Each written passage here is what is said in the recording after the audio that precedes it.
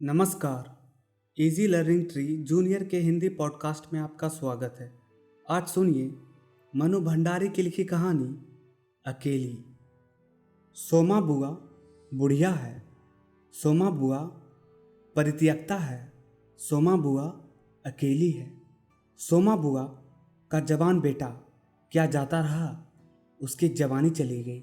पति को पुत्र वियोग का ऐसा सदमा लगा कि वह पत्नी घर बार तज कर तीर्थवासी हुए और परिवार में कोई ऐसा सदस्य नहीं था जो उनके एकाकीपन को दूर करता। पिछले 20 वर्षों से उनके जीवन की इस एक रास्ता में किसी प्रकार का कोई व्यवधान उपस्थित नहीं हुआ, कोई परिवर्तन नहीं आया। यूँ हर साल 1 महीने के लिए उनके पति उनके पास आकर रहते थे, पर कभी उन्होंने पति की प्रतीक्षा नहीं की, उनकी राह में आंखें नहीं बिछाई।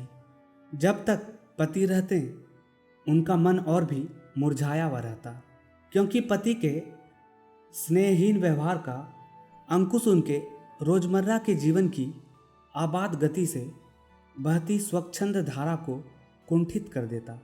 उस समय उनका घूमना फिरना, मिलना जुलना बंद हो जाता और सन्यासी जी महाराज से यह भी नहीं होता कि 2 मीठे बोल बोलकर सोमा बुआ को एक ऐसा संबल ही पकड़ा दें जिसका आसरा लेकर वे उनके वियोग के 11 महीने काट दे।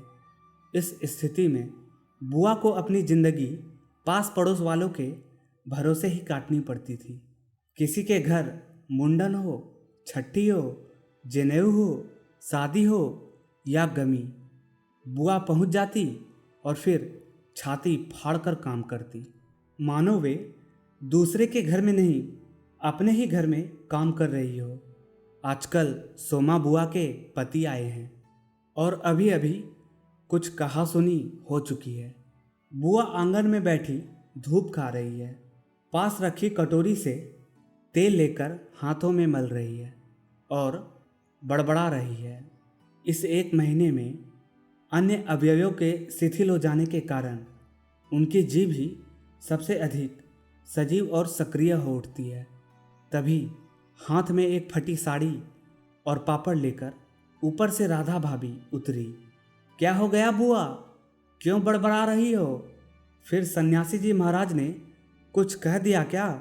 अरे मैं कहीं चली जाऊं सो इन्हें नहीं सुहाता। कल चौके वाले किशोरी लाल के बेटे का मुंडन था, सारी बिरादरी को न्योता था। मैं तो जानती थी कि ये पैसे का गुरूर है कि मुंडन पर सारी बिरादरी को न्योता है, पर काम उस नई नवेली बहुओं से संभलेगा नहीं, सो जल्दी ही चली गई। हुआ भी वही। और सरक कर बुआ ने राधा के हाथ से पापड़ लेकर सुखाने शुरू कर दिए। एक काम गत से नहीं हो रहा था। अब घर में कोई बड़ा बूढ़ा हो तो बतावे या कभी किया हो तो जाने। गीत वाली औरतें मुंडन पर बन्ना बन्नी गा रही थी।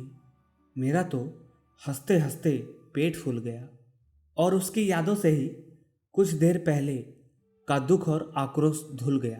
अपने सहज स्वाभाविक रूप में वे कहने लगी, भट्टी पर देखो तो अजब तमाशा, समोसे कच्चे ही उतार दिए और इतने बना दिए कि 2 बार खिला दो, और गुलाब जामुन इतने कम कि एक पंगत में भी पूरे न पड़े।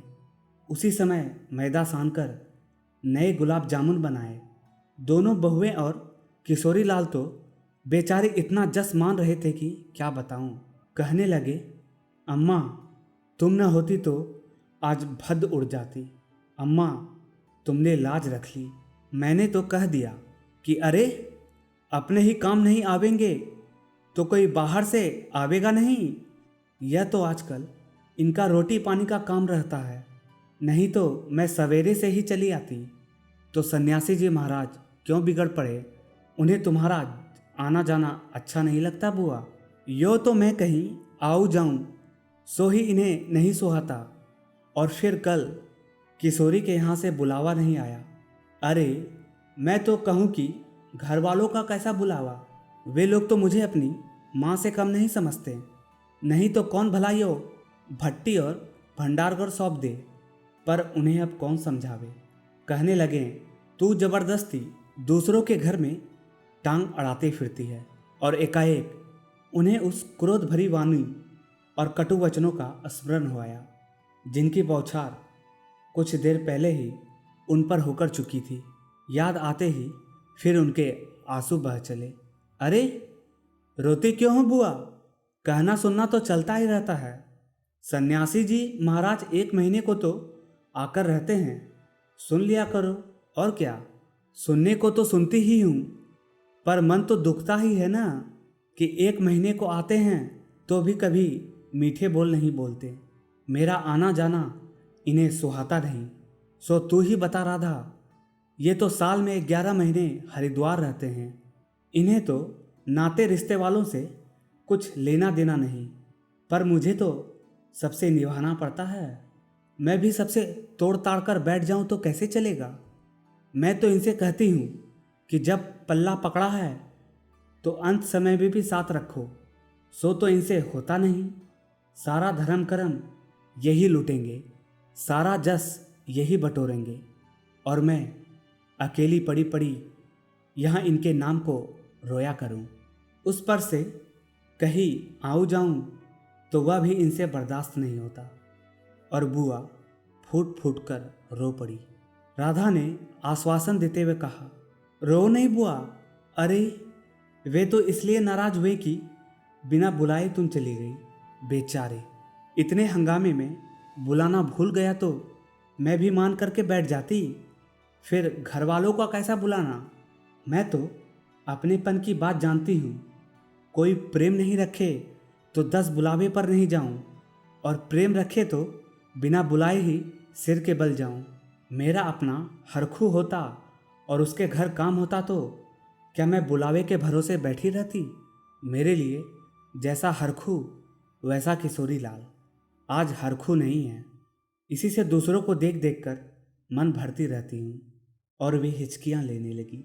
सूखे पापड़ों को बटोरते बटोरते स्वर को भरसक कोमल बनाकर राधा ने कहा, तुम भी बुआ बात को कहाँ से कहाँ ले गई। लो अब चुप हो, पापड़ भून कर लाती हूँ, खाकर बताना कैसा है। और वह साड़ी समेट कर ऊपर चढ़ गई। कोई सप्ताह भर बाद बुआ बड़े प्रसन्न मन से आई और सन्यासी जी से बोली, सुनते हो, देवर जी के किसी लड़की का संबंध भागीरथ जी के यहाँ हुआ है। वे सब लोग यहीं आकर ब्याह कर रहे हैं। देवर जी के बाद तो उन लोगों से कोई संबंध ही नहीं रहा, फिर भी है समधी ही। वे तो तुमको भी बुलाए बिना नहीं मानेंगे। समधी को आखिर कैसे छोड़ सकते हैं। और बुआ पुलकित होकर हंस पड़ी। सन्यासी जी की मौन उपेक्षा से उनके मन को ठेस तो पहुंची, फिर भी वे प्रसन्न थी। इधर उधर जाकर वे इस विवाह की प्रगति की खबरें लाती। आखिर एक दिन वे यह भी सुनाई कि उनके समधी यहाँ आ गए। जोर शोर से तैयारियां हो रही है। सारी बिरादरी को दावत दी जाएगी। खूब रौनक होने वाली है। दोनों ही पैसे वाले ठहरे। क्या जाने हमारे घर तो बुलावा आएगा या नहीं। देवर जी को मरे 25 बरस हो गया। उसके बाद से तो कोई संबंध ही नहीं रखा। रखे भी कौन, यह काम तो मर्दों का होता है। मैं तो मर्द वाली होकर भी बेमर्द ही हूँ। और एक ठंडी सांस उनके दिल से निकल गई। अरे वाह बुआ, तुम्हारा नाम कैसे नहीं हो सकता। तुम तो समधिन ठहरी, संबंध में न रहे कोई रिश्ता थोड़े ही टूट जाता है। दाल पीसती हुई घर की बड़ी बहू बोली, हैं बुआ नाम है। मैं तो सारी लिस्ट देख कर आई हूँ। विधवा ननद बोली। बैठे ही बैठे एकदम आगे सरक कर बुआ ने बड़े उत्साह से पूछा, तू अपनी आंखों से देख कर आई है नाम? नाम तो होना ही चाहिए, पर मैंने सोचा कि क्या जाने आजकल की फैशन में पुरानी संबंधियों को बुलाना हो ना हो। और बुआ बिना 2 पल भी रुके वहाँ से चल पड़ी। अपने घर जाकर सीधे राधा भाभी के कमरे में चढ़ी। क्यों री राधा, तू तो जानती है कि नए फैशन में लड़की को शादी में क्या दिया जावे है। समधियों का मामला ठहरा, सो भी पैसे वाले। खाली हाथ जाऊंगी तो अच्छा नहीं लगेगा। मैं तो पुराने जमाने की ठहरी, तू ही बता दे क्या दूं। अब कुछ बनने का समय तो रहा नहीं, 2 दिन बाकी है, सो कुछ बना बनाया ही खरीद लाना। क्या देना चाहती हो अम्मा? जेवर, कपड़ा या सिंगारदान, या और कोई चांदी की चीज़ें?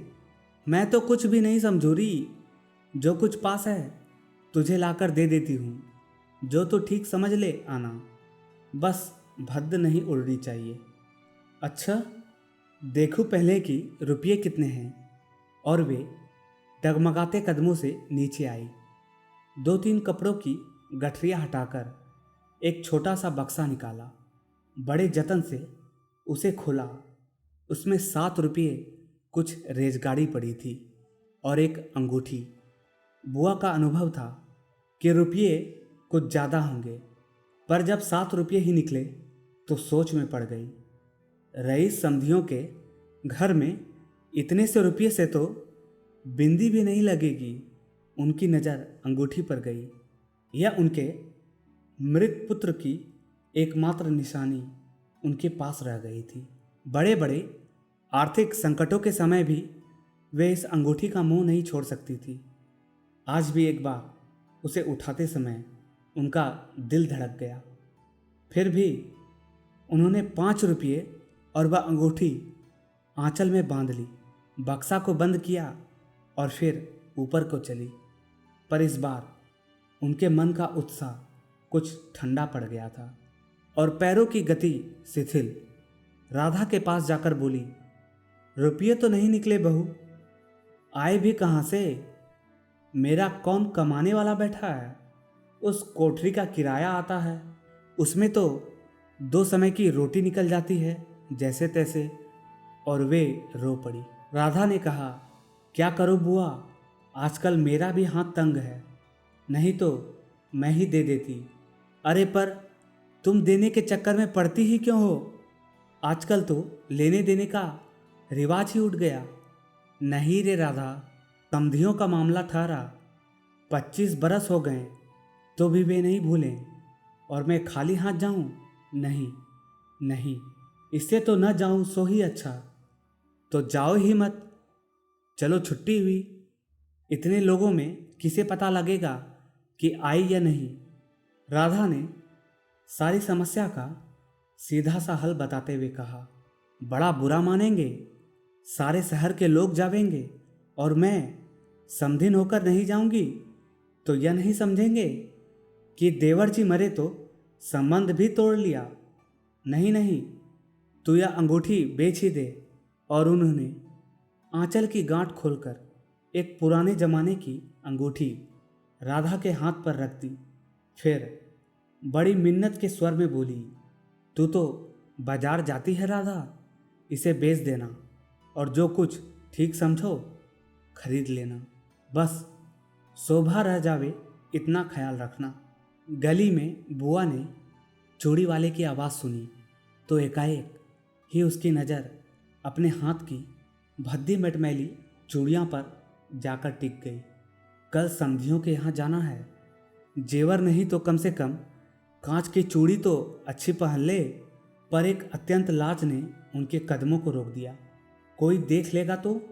लेकिन दूसरे ही क्षण अपनी इस कमजोरी पर विजय पाती सी वे पीछे के दरवाजे पर पहुंच गई और 1 रुपया कलदार खर्च करके लाल हरी चूड़ियों के बंद पहन लिए। पर सारे दिन हाथों को साड़ी के आंचल से ढके ढके फिरी।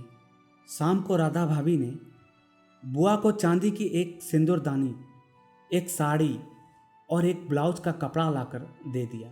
सब कुछ देख पाकर बुआ बड़ी प्रसन्न हुई और यह सोच सोचकर कि जब वे ये सब देंगी तो उनकी समधिन पुरानी बातों की दुहाई दे देकर उनकी मिलनसारिता की कितनी प्रशंसा करेंगी। उनका मन पुलकित होने लगा। अंगूठी बेचने का गम भी जाता रहा।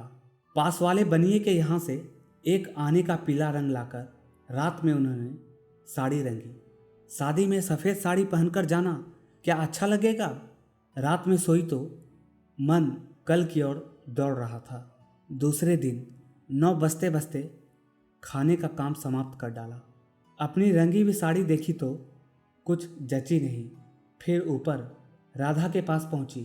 क्यों राधा, तू तो रंगी साड़ी पहनती है ना, तो बड़ी आब रहती है, चमक रहती है। इसमें तो चमक आई नहीं।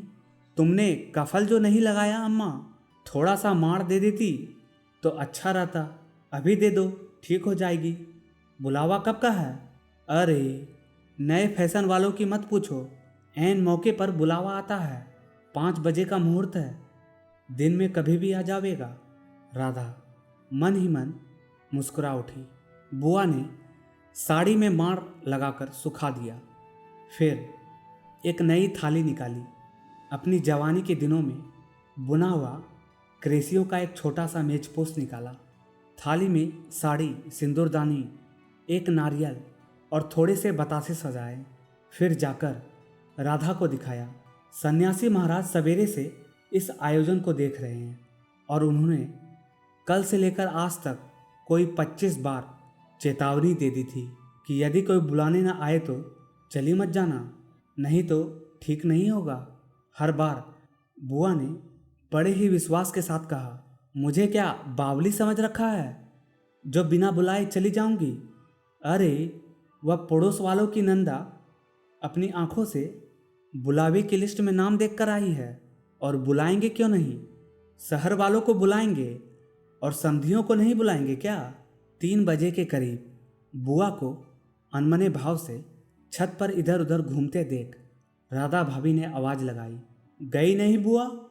एकाएक चौंकते हुए बुआ ने पूछा, कितने बज गए राधा? क्या कहा? 3? सर्दी में तो दिन का पता ही नहीं लगता। बजे 3 ही हैं और धूप सारी छत से ऐसे सिमट गई मानो शाम हो गई। फिर एकाएक जैसे ख्याल आया कि यह तो भाभी के प्रश्न का उत्तर नहीं हुआ। जरा ठंडे स्वर में बोली, मुहूर्त तो 5 बजे का है, जाऊंगी तो 4 तक जाऊंगी, अभी तो 3 ही बजे हैं। बड़ी सावधानी से उन्होंने स्वर में लापरवाही का पुट दिया। बुआ छत पर से गली में नज़र फैलाई खड़ी थी। उनके पीछे ही रस्सियों पर धोती फैली हुई थी जिसमें कलफ लगा था और अबरक छिड़का हुआ था।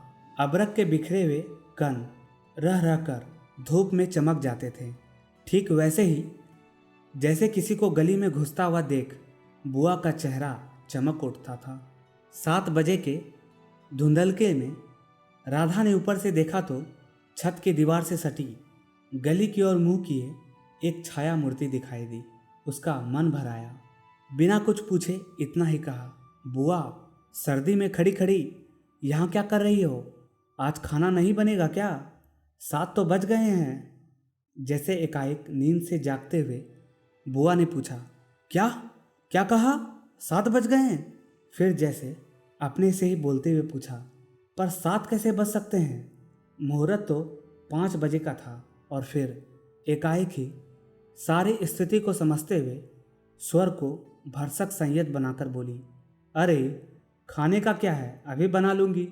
2 जनों का तो खाना है, क्या खाना और क्या पकाना। फिर उन्होंने सूखी साड़ी को उतारा, नीचे जाकर अच्छी तरह उनकी तह की, धीरे धीरे हाथों की चूड़ियाँ खोली, थाली में सजाया हुआ सारा सामान उठाया और सारी चीज़ें बड़े जतन से अपने एकमात्र संदूक में रख दी और फिर बड़े ही बुझे हुए दिल से अंगीठी जलाने लगी। अभी आप सुन रहे थे मनु भंडारी की लिखी कहानी अकेली।